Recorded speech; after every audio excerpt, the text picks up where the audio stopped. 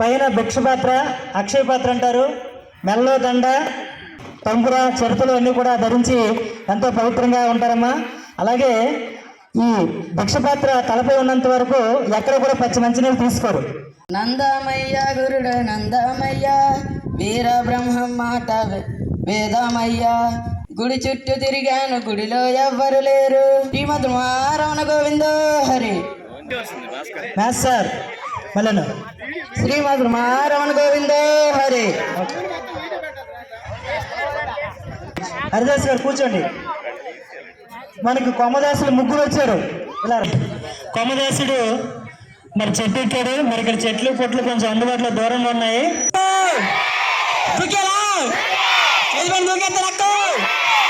అమ్మో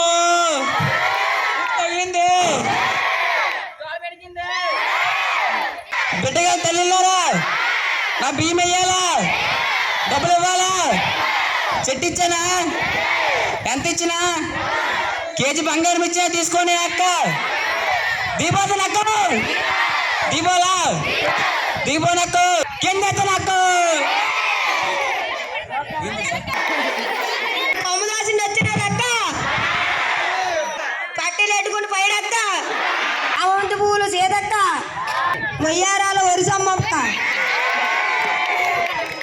రోజు ఎప్పుడు రోజు మీ తమ్ముడు కోమల దాసులు వచ్చాను. నేను మీ ఊరికి, మీ ఇంటికి, మీ ఇంటి ముందుకే వస్తాను.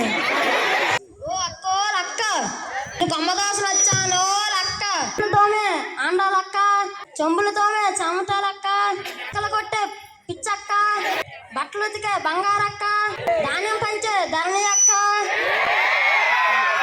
రండక్క రండి, నేను మీ కొమ్మదాసులు వచ్చాను అక్క.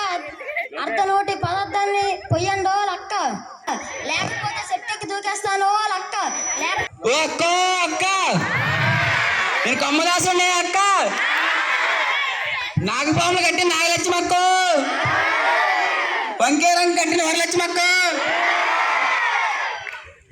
బంతిపూల చీర కట్టిన బంగారం అక్క. కొమ్మదాసు అక్క, నా బియ్యం వేయాలి అక్క, డబ్బులు ఇవ్వాలి అక్క, చెట్టు పని దూకెత్తానే అక్క. ఏమక్క అంటారా, వెళ్ళిపోతా అక్క, 100 రూపాయలు వేయాలక్క, వెళ్ళిపోతా. Please like, share and subscribe my channel.